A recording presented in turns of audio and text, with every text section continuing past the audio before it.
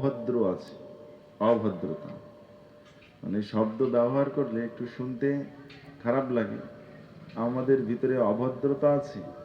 অভদ্র বলতে আমরা জগতের ব্যবহার, আদব কায়দাকে বুঝাই। তাহলে আমরা কি জগতের ব্যবহার, আদব কায়দাগুলো ঠিকঠাক জানি না? আমরা অভদ্র।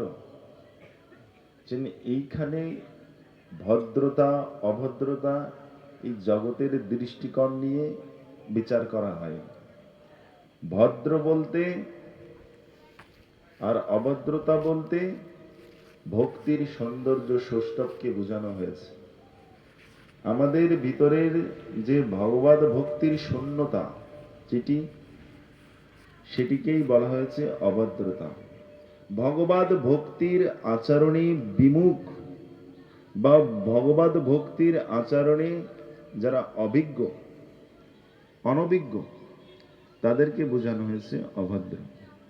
তাহলে এই যে বিষয়গুলো আমাদের ভিতরে আছে, জ্ঞান, কর্ম, যে সমস্ত আবিলতাগুলো আছে আমাদের ভিতরে, বিভিন্ন ভোগাকাঙ্ক্ষা, কামনা, বাসনা, যে সমস্ত বিষয় আমাদের ভিতরে আছে, যেগুলো ভক্তির প্রতিবন্ধক, সেগুলো দূর হয়ে যায় কিসে? যে নিত্য যদি ভগবৎগণের সেবা করা হয়। নিত্যম ভগবত সেবায়। ভগবত ভক্তের সেবার দ্বারা কি হয়? আমাদের এ সমস্ত ভক্তির অশুভ বা প্রতিবন্ধকতা যা আছে, এগুলো দূরীভূত হয়ে যায়। এজন্য ভগবত সেবা প্রতিদিন করতে হবে। এখন প্রতিদিন আমরা এই প্রকার ভগবানের কথার অনুষ্ঠান বা এইরকম অনুষ্ঠানের আয়োজন আমরা করব কি করে? অর্থের প্রয়োজন আছে তো। প্রতিদিন আমরা অর্থ এইভাবে ব্যয় করব কি করে? প্রতিদিন ভক্ত সেবা করব কি করে? আর যে ভাগবত সেবা করবো কি? অর্থ তো প্রতিদিন আমরা ব্যয় করতে পারবো। তাহলে এই যেমন প্রভু কিছুদিন আগে একটা করেছিল, আবার এখন একটা করছে। তা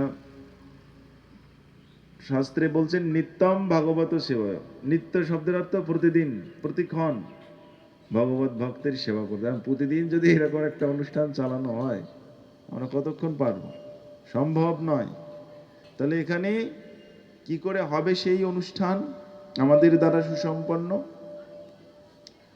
তা বলছেন যদি প্রতিদিন আমরা ভগবত ভক্তের সেবার চিন্তা করি, ভগবত ভক্তের সেবার চিন্তা করে, নিত্যম ভগবত সেবায়।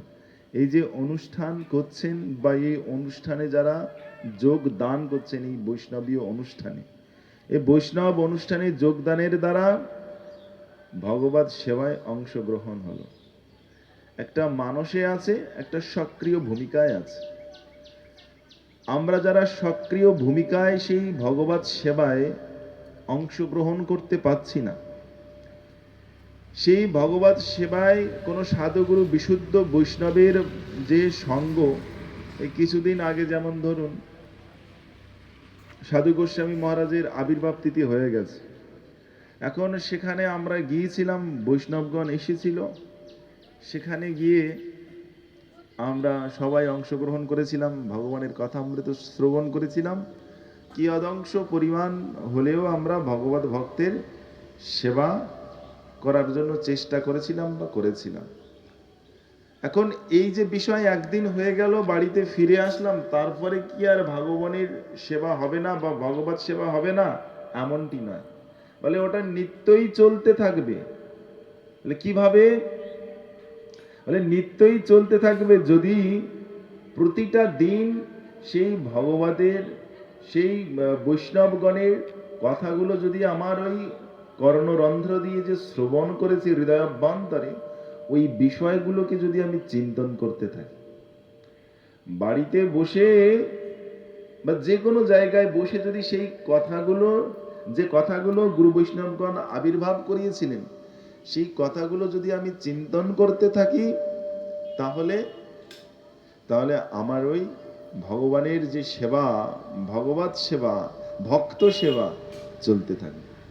যতদিন পর্যন্ত ওই বিষয় আপনি ভুলবেন না, মনের ভিতরে গেঁথে রাখবেন, আপনার চলার পথে, আপনার বলার পথে, স্মরণ পথে যদি সেই কথা উদ্ভাসিত হয়, ও বৈষ্ণব সেবা উদ্ভাসিত হবে, ভগবত সেবা উদ্ভাসিত হবে।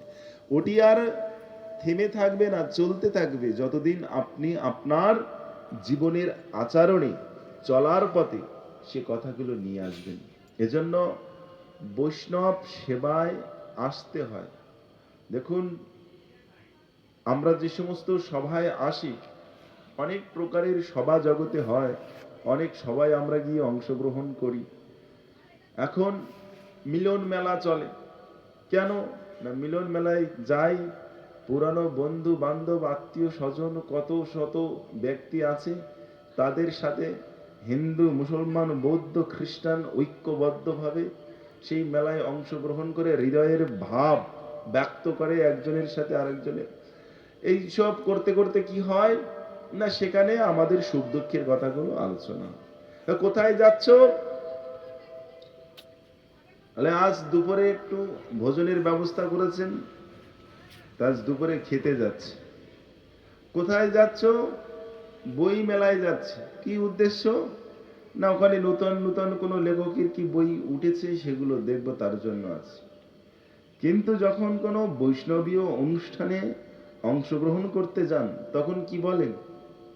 আত্মীয় স্বজনের সাথে দেখা করতে যাচ্ছি না, কি বলবেন? না কি যেন প্রভুর নাম, জয়দেব প্রভু। তা সেই কাকদ্বীপে একজন জয়দেব প্রভু আছে, যাই হোক, খুব ভালো নাম জয়দেব। তো জয়দেব প্রভুর বাড়িতে যাচ্ছে কেন? জয়দেব প্রভু একটা গ্রামের গণ্যমান্য ব্যক্তি নিমন্ত্রণ করেছেন, তার নিমন্ত্রণকে রক্ষা করার জন্য যাচ্ছে, এমনটি বলা হয় না। অথবা সেখানে অনেক ব্যক্তি আসবেন, তাদের সাথে কথোপকথন করব, সেজন্য যাচ্ছি, একথাও বলা হয় না। কি বলবেন? না বৈষ্ণব সেবায় যাচ্ছি।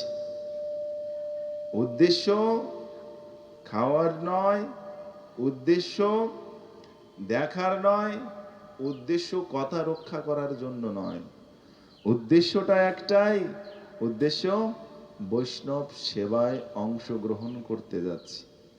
আর বৈষ্ণব সেবায় কি হয়? বৈষ্ণব সেবায় বৈষ্ণবগণ কি বিতরণ করেন? বলেন বৈষ্ণবগণ ওই সেবার আদর্শযুক্ত কথাই বিতরণ করেন। বৈষ্ণব কি দেন? বলে বৈষ্ণব তার আশীর্বাদ বিতরণ করেন। কি আশীর্বাদ? কি প্রসাদ? বলে ভগবানের প্রসাদ। এ ভগবানের প্রসাদ দুই প্রকারের হয়ে থাকে, একটি কথা প্রসাদ আর একটি দ্রব্যময় প্রসাদ। এই দুই প্রসাদই জীবের অমঙ্গলকে দূর করতে সমর্থ, জীবনের চির শান্তিতে প্রতিষ্ঠিত করানোর জন্য ভগবান কৃপা করে, ভগবত ভক্ত কৃপা করে এই দুটো বিষয় জগতে আবির্ভূত করেছেন।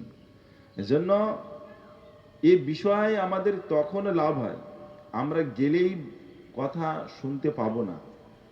কথা বৈষ্ণবগণ কীর্তন করছেন, সে কথা আমরা শুনতে পাবো।